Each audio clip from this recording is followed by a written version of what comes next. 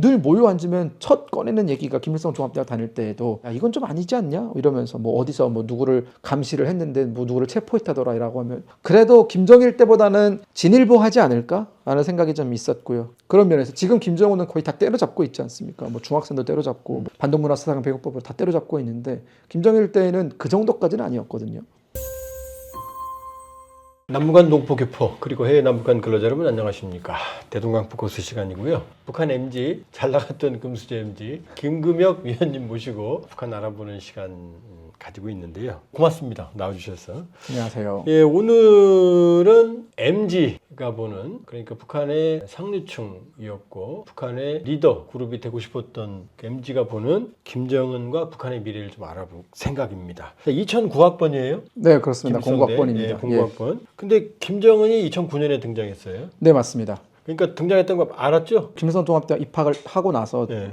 교실 문을 열고 들어가니까 칠판에 발걸음이라는 노래가 써 있더라고요. 척척척척척 네, 발걸음 네. 우리 김대장 발걸음. 그- 김일성대 들어가니까. 네, 4월 1일 날 입학. 예, 갔더니 칠판에 그 발걸음 노래 가사가 써 있었습니다. 분필로 아니면은 분필이었죠. 외우라고. 외우라고. 네. 아. 오늘 4월 1일 날 첫 과제는 이 노래를 외우는 거다라고 해서 무슨 노래냐라고 했더니 발걸음이라고 하더라고요. 네. 발걸음이 뭐냐. 근데 이게 좀 황당했죠. 그때는. 얼마나 중요한 날입니까? 4월 1일이면 계약하고. 그 청원의 꿈을 안고 지금. 그렇죠. 근데 김대를 내가. 그렇죠. 갔는데 뭐 노래 하나 외우라고 해서 이게 다른 거 뭐지? 아무것도 안 했어요? 뭐 그 뒤에 수업은 했는데 네. 수업하기 전에 이제 그 처음에 노래를 제일 중요한 게. 네네 외워라라고 하고 이제 멜로디가 나오더라고요. 음. 척척척척척 발걸음 하면서 그다음 나중에 이제 가사에 청년대장 뭐 이런 네. 게 있어서 그때 김정은이라는 존재를 알았어요? 그때는 몰랐습니다. 그 전까지는 전혀 몰랐습니다.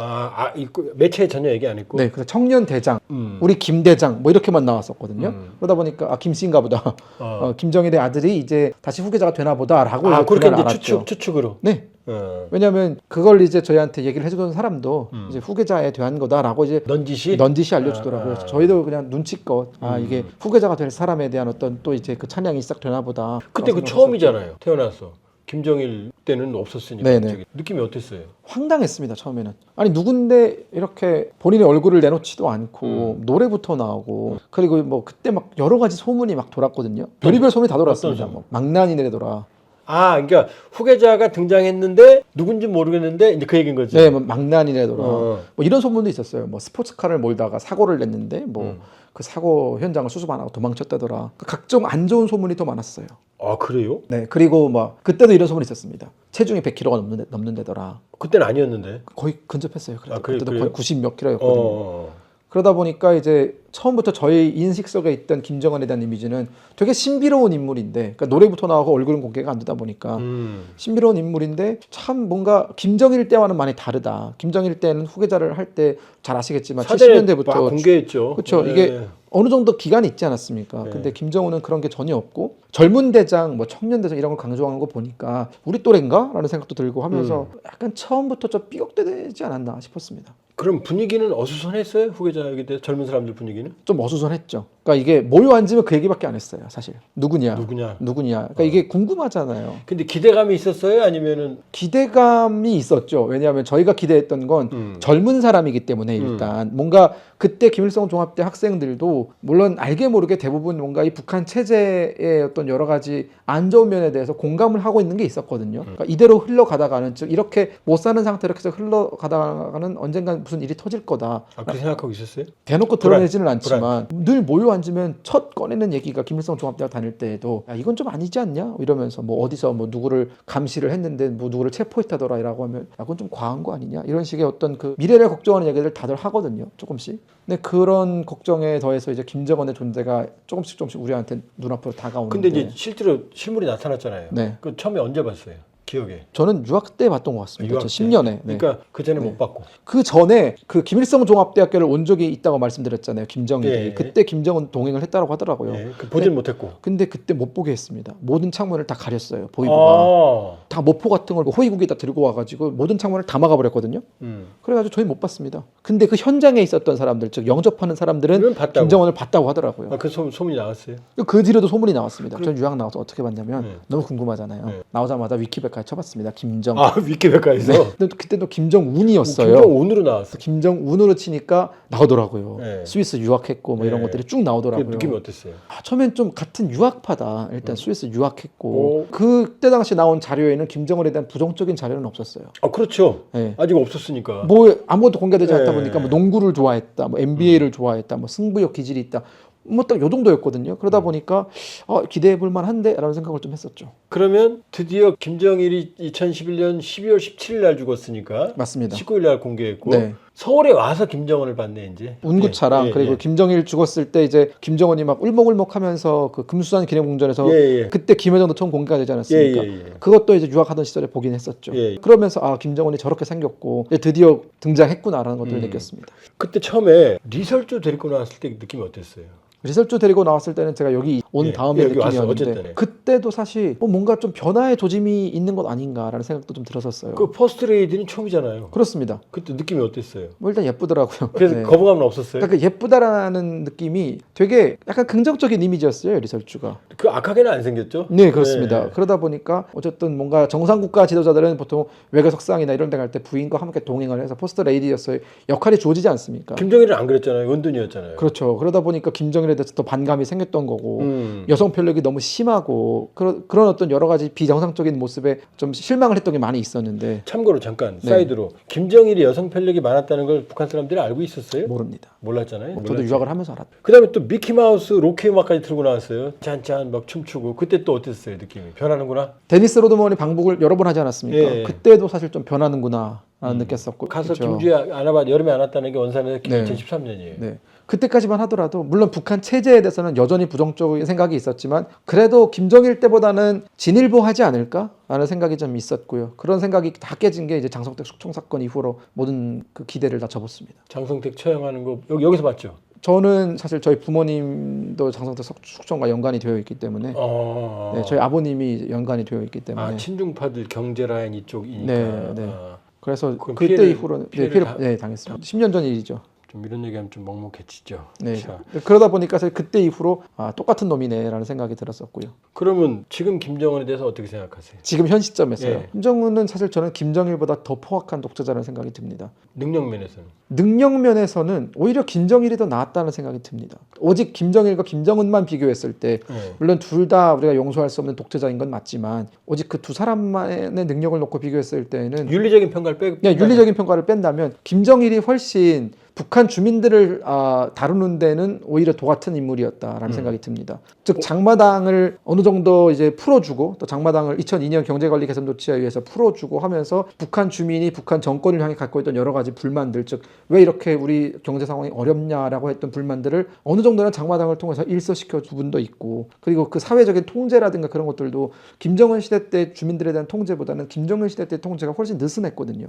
그런 면에서 지금 김정은은 거의 다 때려잡고 있지 않습니까? 뭐 중학생도 때려잡고 반동문화사상 배고법을 다 때려잡고 있는데 김정일 때에는 그 정도까지는 아니었거든요. 문제가 될 소지가 있으면 통제를 했지만 문제가 되기 전까지는 그래도 조금은 풀어주는 게 있었는데 김정은 때에는 아예 모든 훨씬 게 더 포악하고 네. 훨씬 더 잔혹하다. 저는 그렇게 평가합니다. 김주에 대해서는 어떻게 생각해요? 후계자 될 수 있어요? 지금 현 시점에서는 후계자 순위에서는 가장 앞에 있는 것처럼 보이는 건 맞습니다. 네, 하지만 그게 최종적인 후계자가 되었다라고 보기에는 아직까지는 좀 이른 면이 있는 것 같고요. 김주에 나왔을 때 어땠어요? 본능적인 거부감이 들더라고요. 왜? 여자에서? 예, 그렇습니다. 북한 사람들이 그런 게 있죠. 다 그런 게 있죠. 네, 그러니까 근본적인. 저도 어쨌든 북한에서 태어났고 북한의 어떤 그 분위기라든가 여러 가지를 여전히 기억을 하고 있기 때문에 네. 그 기억에 비춰서 봤을 때 김주애는 사실 말이 안 되는 움직임이다라는 것이 저의 어떤 평가였고요. 물론 여성의 사회적 진출에 대해서는 당연히 대한민국 시각으로 봤을 때는 아무런 문제가 없는 것이지만 거긴 북한 아닙니까? 그럼 북한 정치 문화를 말하는 거예요. 네, 그럼 거긴 북한이고 그리고 특히나 더 문제가 된다고 생각했던 건 업적이 전혀 없지 않습니까? 좀 후계자로서 삼을 만한 단 요만큼의 정당성도 있어야 되는데 이런 것들을 했기 때문에 후계자가 깜이다. 이게 돼야 되는데 북한 주민들도 그렇게 생각할까요? 저는 김정은이 처음에 후계자가 될 때 많이 웅성웅성했던 이유가 사실 그런 면이 있다고 봅니다. 쟤 뭐지? 이거 뭘 했길래 후계자가 됐지라는 면 그리고 지나치게 어리다라는 면에 대해서 그때 당시에 나이가 많으신 분들은 좀 탐탁치 않게 생각했던 것들도 있었어요. 북한 주민들이 계셨을 때 네. 김정은 엄마 고용이 알았어요? 선군 어머님, 평양 몰랐습니다. 어머님? 몰랐어요? 몰랐습니다. 전혀? 만약 고용이가 일본 출신이다, 무용수 출신이다라는 것들이 다 공개가 됐다라면 아마 웅성웅성했을 걸로 보입니다. 이게 기본적으로 일본 출신들에 대한 어떤 여러 가지 차별적인 시각이 북한에 존재하거든요. 그 째포는 사실 결혼 상대로도 어렵죠. 출세길이 막히는 거죠, 사실. 출세길이 막히는 거죠. 네. 어느 정도까지만 올라갈 수는 있지만 그 이상으로는 더 못 올라가는 게 결국은 째포와의 결혼이기 때문에. 김 의원이 만일에 북한에 있을 때 네. 째포 여성이랑 사랑했다 그러면 길이 막혀요? 일단은 사랑을 안 했을 것 같고요. 저도 출세에 대한 욕심이 있었기 때문에 미래를 내다보고. 네. 사랑에 빠지면 또 얘기 다르지. 그래도 부모님이 강하게 반대했을 것 같아요. 그 정도죠? 네네. 지금 북에 계실 때하고 네. 지금 여기서 보는 북한 경제하고 차이가 어때요? 저는 훨씬 더 퇴보했다라는 생각이 듭니다. 그러니까 다시 말씀드리지만 제가 북한에 있을 때에는 여러 가지 면에서 일단 장마당이라는 내수 시장이 확실하게 버텨주었고, 그때는 네, 그리고 그 역할을 꽤 많은 부분에서 북한 정부가 하지 못하는 역할을 장마당이 훨씬 많이 대체를 했기 때문에 심지어 안정적이었다라는 생각도 들거든요. 그때 북한에서는 부자여서 그랬던 거 아니에요? 부자여서 그랬던 것도 있겠지만 제가 주변에 뭐 다 돈 많은 사람만 있는 건 아니지 않습니까? 네. 그래도 굶는 사람은 없었어요. 일단 2000년대 중후반 때. 아 그때는? 네, 초중반에 들어서면서 특히나 2005년 그 이후에는 그때는 남북 관계가 좋을 때였어요. 그것도 그렇죠. 하나의 면이 예, 있겠죠. 예, 예. 네. 하지만 북한 경우는 제가 본격적으로 안 좋아지기 시작했던 게 화폐개혁 이후라고 생각이 2009년. 들거든요. 2009년. 근데 그 화폐개혁 때도 저는 똑똑히 기억을 하는데 그때의 그 상황을 제가 그때 네. 북한에 있었기 때문에 사람들이 그때 이 화폐개혁을 누가 했냐에 대해서 되게 많이 분노를 그게 터뜨렸었고 김정은이라고 알았어요? 몰랐죠. 박남기 처형당한 건 알았어요? 그 박남기 처형당한 건 알았죠. 공개했어요? 공개했습니다. 북한 주민들한테 박남기의 그 여러 가지 미제국주자의 고정 간첩이라고 하면서 처형을 하지 않았습니까? 그건 다 알고 있었고. 그게- 박남기를 아셨네 그럼? 박남기가 저희 할아버지랑 친분이 있습니다. 어. 그러다 보니까 지금 김정은이 이거 중요한 건데 남북을 전쟁 관계 적대 철도 철미 주적 여기까지는 북한 사람들도 이해할 수 있죠. 그렇게 말하면 남쪽은 주적이다 이렇게 말하면. 이해할 수 있죠. 근데 통일과 민족 개념을 헌법에서 삭제하라 쓰지 말라 이거는 이해 못하죠. 결정적인 실수라고 봅니다. 그죠? 네, 그거는 사실 통일에 대한 개념을 삭제하는 건 남한에 대한 적대감과는 별개의 문제거든요. 왜냐하면 통일에 대해서는 김일성 때나 김정일 때나 북한의 하나의 어떤 거대한 아이덴티티로 잡아왔던 것이기 때문에 그렇죠. 그 북한 주민들을 항상 뭔가 어려울 때 혹은 북한 정부가 뭔가 잘못했을 때 늘 내세우는 게 뭐 통일이라든가 뭐 거국적인 걸 내세워가지고 사람들을 좀 묶어 세우는 역할을 하지 않았습니까? 민족이라든가 이런 큰 그렇죠. 개념들을 내세우면서. 근데 지금 그걸 뭉청 떼버리겠다라는 건 김일성 시대와 김정일 시대 때 북한을 지탱해오던 아주 중요한 기둥 하나를 통째로 없애버리겠다라는 건데 저는 그게 과연 북한 주민들이 납득할 수 있을까? 북한에서 너는 반통일 반민족분자야 그러면 최대 욕이죠. 당연하죠. 그 사형 제목이죠. 그러니까 반통일론자라는 것에 대해서는 상상을 해본 적이 없을 겁니다. 아마 그 제가 한국에 온 지 얼마 안 됐을 때 그때 뭐 어떤 기자가 그런 말씀을 하셨는데 북한 주민의 통일 열망이 더 높냐, 남한 주민의 통일 열망이 더 높냐고 했을 때 이건 비교 자체가 안 된다. 그렇죠. 북한 주민은 95% 이상의 통일을 바라는 사람들이다. 아, 그래도 남북관계 좋을 때 김 위원 선배들하고 네. 이제 술 먹고 그러면 눈 부릅뜨고 통일 이야기하면 뭐 우리가 막 이렇게 주눅 들고 그랬어요. 그렇죠. 그게 뭐 누구 주도의 통일인가는 좀 별개의 문제겠지만 어쨌든 통일의 의지는 그렇죠. 아주 강했죠. 그러니까 하나로 합쳐야 된다. 저 영토가 하나로 합쳐져야 된다라는 것에 대해서는 의심할 수 없는 그런 하나의 어떤 거의 무슨 북한의 건국 이름과도 맞물리는 거 아닙니까 사실. 북한의 헌법에도 있는 것이고요. 그거 북한 주민들 절대 못 받아들이죠. 저는 결코 못 받아들일 거라 생각이 들고 이건 아무리 세뇌하고 아무리 때려잡는다 할지라도 오히려 반발만 더 생기지 이거는 좀 쉽지 않을 것 같습니다. 이걸 지금 공개적으로 설득하고 재교육하는 것 자체가 위험한 일이죠. 저는 위험한 일이라고 생각이 드는 것이 일단 그거를 재교육하는 것에 대한 마땅한 근거가 없지 않습니까? 왜 그러는지. 그들이 지금 근거로 내세우고 있는 것이 결국은 뭐 남한 내 뭐 윤석열 정부나 뭐 여러 가지 어떤 남한 내 반통일 세력의 그 대조선 적대시 정책 때문에 그렇다라고 하는데 대조선 적대시 정책이 뭐 하루 이틀입니까 사실 북한 입장에서 그렇죠. 보면 수십 년 동안 이어져 온 대조선 적대시 정책 특별한 아닙니까? 사연이 없죠 지금 상황. 정확히 그렇습니다. 네. 확실한 계기가 있어야 설득이 될 텐데 약간 느닷없이 오늘부터 통일 안 해 이렇게 버린 거 아닙니까? 삭제해 이런 거 아닙니까? 김정은 말 한마디밖에 없어요. 여기다가 만약 누군가가 유언비어로 김정은이 술 마시다가 그런 정책 내놨대 이래버리면 큰일 나는 거죠. 그렇죠. 쫙 퍼지지. 자 이제 거의 시간 다 돼가는데요. 자 북한 MG예요. 예. 북한군 파병 어떻게 생각해요? 내가 김 의원이 북한에 있으면은 러시아 파병 이해해요 못해요? 못할 것 같습니다.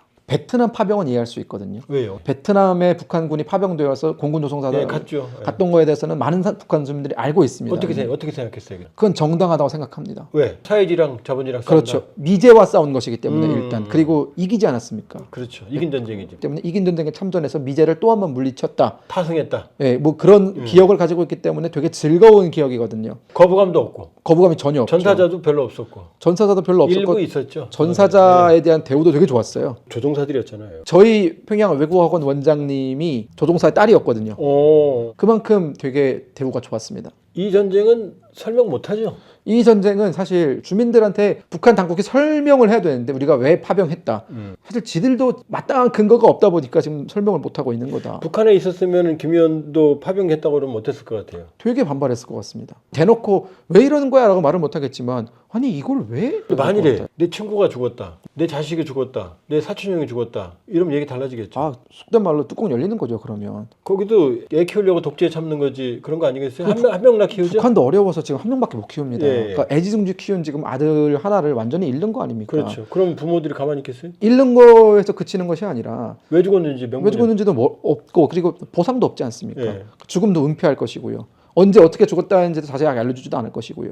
그리고 지금 사실 뭐 박사님도 잘 아시겠지만 러시아와 북한이 뭐 같은 이념을 가진 나라도 아니지 않습니까? 자, 여기서 북한 사람들이 러시아 사람 안 좋아하잖아요. 안 좋아합니다. 되게 안 좋아하죠. 안 좋아하는 것도 있고 그리고 관심이 아예 없거든요. 러시아에 대해서는 아예 관심이 중국은 없고. 관심이 있지만 그렇죠. 중국은 예. 본인들의 삶에 영향을 직접적으로 미치니까 예. 관심이 있지만 예. 러시아는 저것들이 나가서 뭐 어디 가서 죽어나가도 사실 상관이 없거든요. 예, 예. 근데 전혀 상관이 없는 전쟁에 지금 김정은의 그 니즈에 의해서 수많은 사람들의 목숨을 갖다 바치고 있는 것이니까 이런 인과관계에 대해서 누군가가 잘 설명을 해준다면 사람들이 분명히 크게 분노할 거다라는 생각이 듭니다. 결정적인 실수일 것 같다는 생각이 자, 들었어요. 마지막 김정은 미래 어떻게 생각해요? 저는 단기적으로와 장기적으로 좀 다르게 보는데요. 네. 단기적으로는 김정은은 앞으로 본인의 통치 권력을 조금 더 공고히 할 가능성은 있다고 봅니다. 통치 권력의 위기를 어쨌든 러시아 파병을 통해서 러시아로부터 많은 지원 물자를 받아내므로써 단계적으로는 좀 위기 상황을 극복을 할 수 있겠지만 장기적으로 봤을 때는 저희가 지금 앞서 얘기하고 있는 러시아 파병에 대한 북한 주민들의 반발이라든가 MZ 세대의 이탈이라든가 그리고 통제력을 더 강화시킴으로 인해서 지금 현재 북한 주민들이 오히려 김정일 시대 때와 비교하면서 욕을 한다라는 것. 김정일 때도 이러진 않았다라는 그런 어떤 여러 가지 여론들이 합쳐져서 저는 꽤 이른 시간 안에 끝장날 수도 있겠다라는 생각을 좀 조심스럽게 합니다. 자, 북한 MG가 보는 김정은 북한의 미래 김금혁 위원과 알아봤습니다. 김정은 북한의 미래 어둡네요. 자, 대동강 포커스 마치겠습니다. 좋아요, 구독, 알람 부탁드립니다.